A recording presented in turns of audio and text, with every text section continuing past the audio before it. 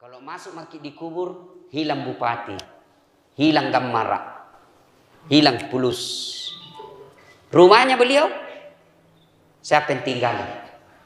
Anak. Ibu-ibu, kalau mati ki, itu emas tak yang banyak. Siapa pakai ki?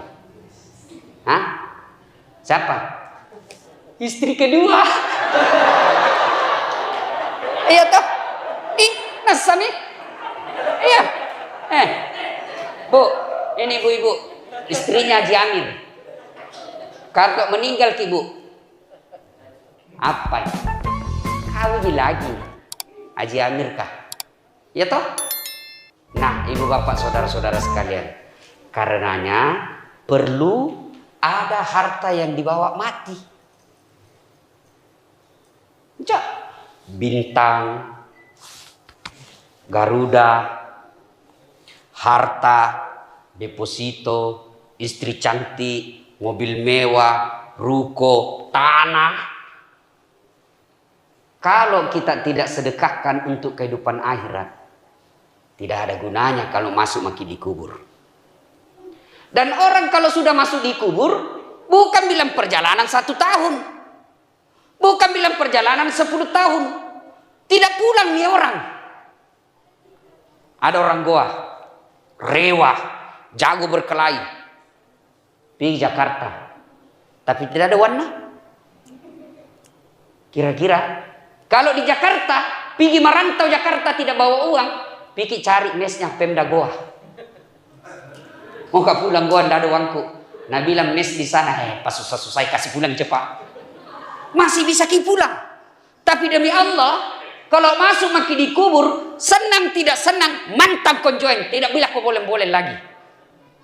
Nah ini nih gunanya orang bangun masjid. Supaya itu hartata, meskipun kita sudah dikubur, jalan terus. Nih degel, datangnya Pak Bupati sholat, datang dapat pahala almarhum Haji Sahrir dan Fatimah. Dapat lagi pahala. Ya, datang lagi orang sholat, dapat lagi kiriman pahala. Itulah yang disebut amal jariah. Maka bersyukur orang yang punya harta dan mau bangun masjid. Bersyukur lagi kita, masyarakat yang tidak punya duit, bisa menikmati masjid secantik ini. Coba. Bagaimana cara bersyukurnya? Rawat kini masjid. Bagaimana cara rawatnya? Diperbaiki tamannya. Bagus. Diperbaiki tempat wudhunya. Cakep. Tapi kalau tidak ada jamaah, tidak ada gunanya taman. Tidak ada gunanya tempat wudhu. Tidak ada gunanya menara yang bagus. Kalau sepi dari jamaah. Apa sebabnya masjid sepi dari jamaah? 1. Biasanya pengurus masjid tidak mau menerima perbedaan pendapat. Begitu salafi jadi imam, tidak mau yang lain. Akhirnya apa? Jamaah yang bukan salafi nak bilang, tidak mau aliran lain-lain dia kucing. Bagus kalau semua warna ada di sini. Coba, kenapa cantik dilihat bajunya Pak Bupati? Karena bagus warnanya. Ada hitamnya. Coba kalau warnanya juga coklat tulisannya, tidak cantik. Karena hitam tulisannya jadi bagus dilihat. Makin banyak warna, makin bagus. Yang penting jangan warna-warni. Jadi di sini kasih masuk penceramah Muhammadiyah, kasih masuk ceramah NU, kasih masuk saudara kita dari Wahda Islamiyah, kasih masuk ormas yang lain. Supaya apa? Enak.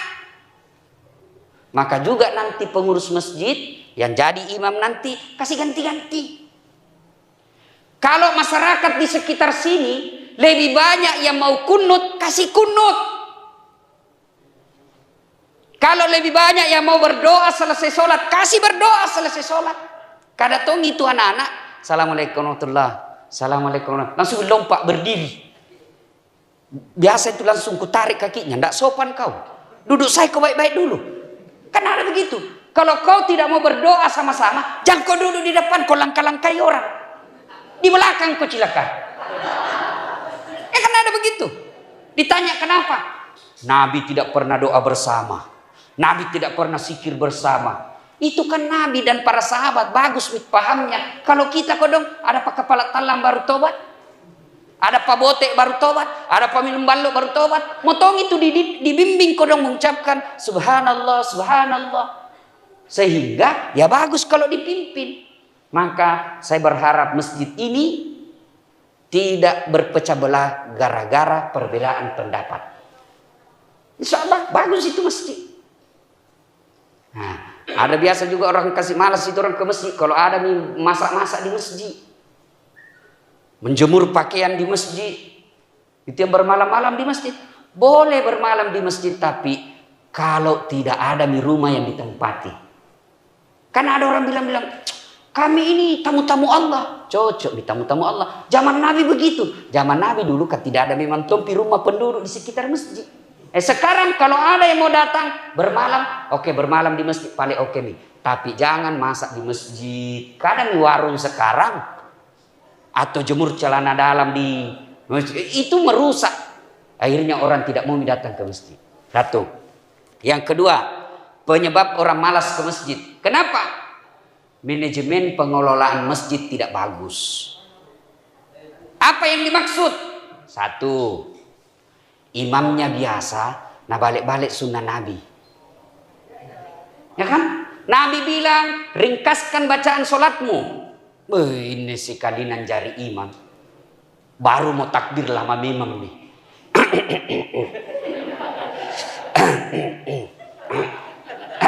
Apa tuh main aku tinggal langkah itu bos. Ada kan juga begitu. Kalau jadi imam, itu pina bilang hebat kalau nak baca surah yang tidak ada orang hafal nih. Kan ada begitu. Tak balik bos. Kata Nabi, kalau kau jadi imam, ringkaskan bacaan sholatmu. Kenapa? Karena kita tidak tahu siapa orang di belakang ini kemampuan imannya. Itu imam sebelum angkat takbir disuruh begini dulu. Salat jami rahimakumullah. Lihat ke belakang. Lihat ke belakang. Itu kalau tentara, Pak Bupati ibaratnya inspeksi pasukan. Dilihat, oh banyak orang tua. Wih, tua-tua ngasing. Jangan kau lama-lama nupan raki mah. Ada kasih itu yang pensiun mau kodong remati. Belum bisa selesai naik lagi kepala kodong. Belum bisa selesai jatuh lagi kepala naik lagi. Nah sesana kodong orang tua kan. Tuh ringkaskan. Yang kedua kata Nabi, baca yang umumnya orang hafal. Tolong adik-adik ini penghafal Quran. Itu hadis, itu ajaran Nabi. Bukan Nabi bilang Nabi, baca kau yang susah. Nabi bilang baca kau yang umumnya orang hafal. Ini imam rata-rata penghafal Quran, itu pina bilang hebat kalau susah yang kita tidak tahu. Padahal enak itu kalau surah-surah pendek. Kenapa? Satu, kita bisa husuk, ikut bacanya. Coba kalau imam baca Wadduha, kita juga ikut. Kul huwallah al-ikhlas. Anak-anak juga teriak. Kul huwallahu ahad. Oh, kan hafal lagi. Giliran Pak Imam membaca surah Al-Maidah ayat 10 sampai 55. Dia husuk dengan bacaannya, kita husuk dengan hayalan. Nah baca media kita baca semua pengumuman di masjid. Keadaan keuangan masjid, saldo kas. Lah busuk ngasih minjo dibaca. Habis semua dibaca itu pengumuman, belum imam ruku, apa lagi dibaca? Kalender Persatuan Guru Republik Indonesia Cabang Kabupaten Goa. Belum ruku imam, apa lagi dibaca? Bajunya orang. Adnan Purica, calon gubernur Sulawesi Selatan. Dibaca semua. Itu orang baca semua baju. Siapa yang salah? Imam. Yang kedua, kata Nabi, kenapa tujuannya? Apa tujuannya disuruh semua orang hafal? Supaya kalau imam salah, ada yang bisa luruskan. Coba kalau imam baca Wadduha, salah, ada yang bisa bantu. Tapi begitu dia baca surat Al-Maidah, salah, lupa kok. Nabi bilang orang bugis, ewe ya lebu. Jawab. Maka itu sebabnya. Ya ada wallahu alam benar atau tidak ini cerita. Anak pesantren, penghafal Quran, pulang kampung, tes nih bacanya. Kau jadi imam nak? Sudah jadi imam. Dia baca yang susah-susah. Begitu lagi sholat, tiba-tiba itu ada cicak jatuh dari atas. Hampir nak kena kepalanya. stres. Kan sandar telinga. Stres. Orang stres itu hilang hafalan. Tidak tahu apa sambungannya ini. Dan lupa apa sambungannya ini. Tidak ada. Nah tunggu dari belakang. Tidak ada tong bantu. Diam. Hening. Semua diam dalam masjid. Tiba-tiba Nabi bilang, Pak Imam, tolong bantu di belakang. Nabi bilang di belakang. Saya juga tidak tahu. Tiba-tiba anak-anak muda marah. Nabi bilang kalau begitu Allahu Akbar. Ya. Maka satu imam. Harus pilih imam yang bagus bacanya. Bayangkan kalau panjang tomni bacanya, tidak ditahu juga apa nak baca. Nabi bilang orang di kampungku nagarem nengi, dolin, baru ditahu. Oh Al-Fatihah nak baca. Ya, nah pilih imam yang bagus bacanya. Kita juga makmum harus tahu diri. Ada juga itu makmum biasa kajili-jili, langsung pergi ambil di sini. Tidak boleh, harus tahu. Ini di sini imam. Di belakangnya imam, 3 pasang ini itu pada zaman Nabi orang-orang pilihan. Abu Bakar kah, Utsman kah, Ali kah. Yang di belakangnya imam, pas ini imam sini. Ini wakil bupati seandainya di Goa, pejabat. Begitu bupati berhalangan, dia yang maju. Ini. Maka tidak boleh. Dan kalau bupati keliru, kalau imam keliru, ada aturannya. Ini diajarkan dalam bertata negara sebenarnya. Contoh kita salat jamaah. Bupati salah, gubernur salah, presiden salah. Tidak langsung, salah kok. Tidak. Apa yang kita lakukan? Begitu imam salah, apa dulu kita ucapkan? Subhanallah. Maha suci Allah. Allah dulu kita ingat bahwa dia keliru. Keterbatasannya sebagai manusia. Hanya Allah yang maha kuasa. Sama ini vaksin. Kan banyak cerita orang ini soal vaksin. Ini Indonesia masyarakat paling susah diatur. Ya toh?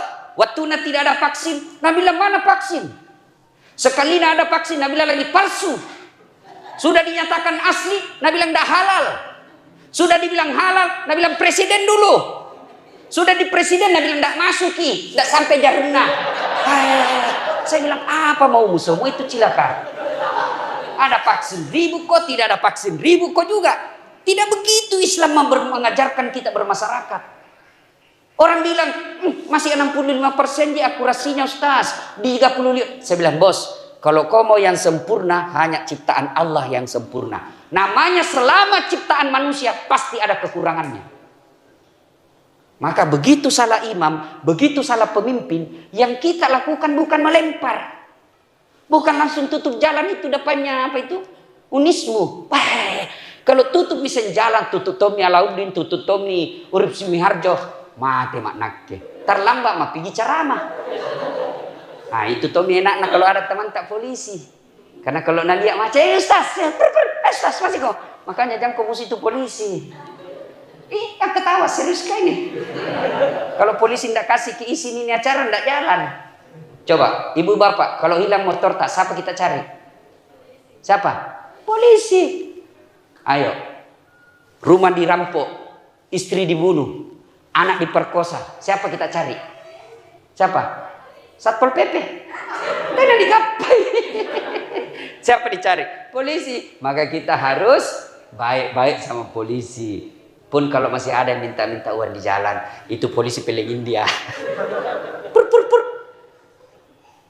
Kau melanggar. Kau tidak lihat ini rambut-rambut. Saya lihat Pak. Kenapa kau langgar? Saya tidak lihat Bapak.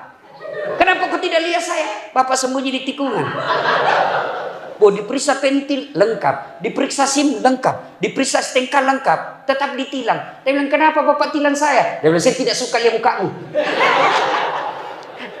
Ini polisi peleng India. Bukan polisi Polres Goa. Bapak saudara-saudara sekalian. Nah begitulah kita bermasyarakat. Begitu salah pemimpin, subhanallah. Sudah itu, misalnya nak baca qul huwallah, tidak mau sampai-sampai. Bagaimana cara perbaikannya? Pertama, ganti surah. Misalnya nak baca, wala antum abiduna ma a'bud, wala ana abidum ma abadtum, wala antum abiduna ma wala ana abidum, wala ana abidum. Nabi bilang di belakang, kenapa itu terputar-putar tidak mau sampai? Nabi bilang ini imam, ini juga kupikir. Tidak cari sama yang bos. Ya, dah. nanti imamnya ini mudah-mudahan yang betul-betul responsif. Ya seperti Pak Bupati. Ya, alhamdulillah ada keluhan bisa. Itu pemimpin itu harus pandai melihat apa yang diinginkan oleh masyarakat. Begitu juga penceramah. Kalau kita tahu di situ dia senangnya bahas soal-soal Barsanji, ya sampaikanlah Barsanji. Kalau kita tahu bahwa dia tidak suka maulid, ya sudah saya bahas maulid di situ. Itu namanya responsibility-nya baik. Nah, sudah. Yang ketiga, tadi imam diperbaiki. Tadi penyebab orang malas ke masjid, satu karena perpecahan. Yang kedua, manajemen masjid tidak bagus. Ketiga, imamnya. Kita 4 jamaah juga harus paham. Ada biasa itu kalau jamaah, naganggu kita. Baru takbir, naganggu memang maki. Keras sekali. Allah. Apa itu? Kayak mau mina gigit telinga tak? Malikio. Santai mah bos. Kada orang di samping no. Iya toh. Ada Tommy itu kasih baik, kasih pindah kakinya. Kasih pindah lagi. Weh. Ada begitu bisa kita dapat toh. Saya biasa tegur. Kenapa kasih begitu? Aku kasih pindah kakiku, nak kasih pindah lagi. Kasih pindah lagi. Sekali kuinjaki. Selesai sholat. Kenapa Ustaz? Dek, kenapa? Karena harus baku sentuh itu kaki. Nah bilang, supaya sap rapat Ustaz. Dek, setahu saya kalau mau kasih rapat sap, bukan kaki dikasih baku sentuh. Tapi apa? Nih. Kalau kaki baku sentuh, kaki rapat tapi sap renggang. Ini mah kok. Apa ya? Teko bakalah, seriusan nih bos. Tapi coba kalau ini rapat. Ya tidak ada orang sholat begini. Iya toh? Jadi jangan paksakan pendapatmu ke orang lain. Coba lihat orang. Coba itu Islam hebatnya. Allahu Akbar. Posisi tangan. 1. Begini. Pendapat kedua. Allahu Akbar. Di atas dada. Begini. Boleh. Ada semua pendapatnya itu. Ada semua dalilnya. Ketiga. Allahu Akbar. Di bawah pusat. Bukan di bawah sekali ya. Yang keempat, Allahu Akbar, lurus. Semua ada dalilnya. Pakai mana kita mau pakai. Yang penting jangan kasih salah orang. Bapak yang begini, jangan kasih salah yang begini. Bapak yang begini, jangan Tommy Calla yang begini. Pakai mana boleh. Yang salah kalau bapak pakai semua. Allahu Akbar. Repot kok. Ya, kalau ini semua kita terapkan Pak, aman kita berjamaah. Nah, berikutnya, itu jamaah, kalau kita terlambat, jangan potong-potong orang, karena puncak dari semua ilmu itu adab. Adab itu, kita orang Bugis Makassar, kalau orang tua di depan takkan pamali kita lewati, tabe-tabe ki. Ini anak-anaknya yang baru belajar agama, terlambat datang, mau. Kalau mau ke cepat depan, kalau mau ke posisi depan, cepat kau datang. Supaya kau tidak ganggu orang. Ya? Nah, berikutnya, apalagi membuat orang malas ke masjid. Biasanya apa? Masjid tidak bersih. Karpetnya 7 kali lebaran tidak pernah diganti. Begitu kita sujud, sangin teh cicak di dapak. Sujud langsung bengkak bibir. Ternyata di gigi semua. Iya kan? Apalagi kadang-kala juga penceramah kasih malas kita ke masjid. Kenapa? Sangin neraka na cerita. Kau dibanting, dilipat, ditusuk pantatmu bambu, keluar di mulut, ditusuk matamu. Dia bilang anak muda, dia mau ke masjid, dia pemalak-malak. Tidak. Bayangkan ini penceramah ini mestinya kasih orang berita gembira, kasih senang orang. Coba lihat kau dong. Di rumah, nak maki-maki ke istri tak. Nak periksa semua HP. Apa ndak cepat turun imun. Nak periksa, mandrak ini gapami kau dong. Ya toh, di warung kopi, nak kejar-kejar ki debt collector, tagihan. Di kantor, dimarah-marahi sama kepala dinas. Gaji, belum selesai, potong semua tinggal 500.000 sampai di istri. Coba. Sampai di masjid, mudah-mudahan dapat penceramah berita gembira.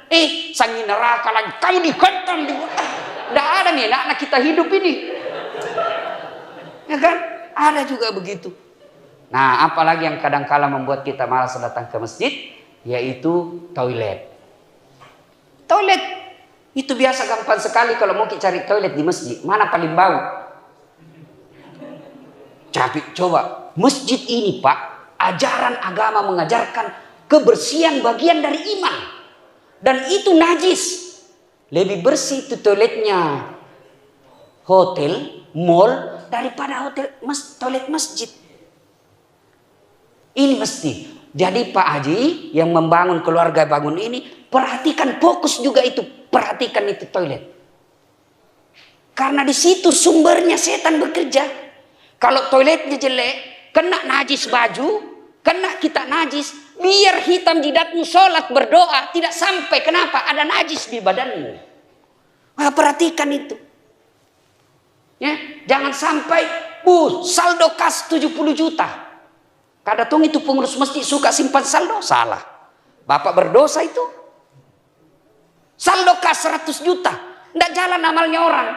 Coba kalau belikan tegel, selama tegel itu dipakai dapat pahala orang yang sedekah. Tapi kalau dia cuma jadi saldo, tidak jalan amalnya orang dan Bapak bertanggung jawab nanti di akhirat. Selesai masjid dibangun Ustaz, rampung semua, ada saldonya. Cari tetangga desa yang bangun masjid, sumbang ke situ. Yang penting musyawarah dulu setiap Jumat. Ini ada uang 50 juta tersimpan di saldo, tidak ada kegiatan lagi, kita kirim ke masjid tetangga yang lagi bangun. Atau cari pengurus masjid yang ada utangnya di bank.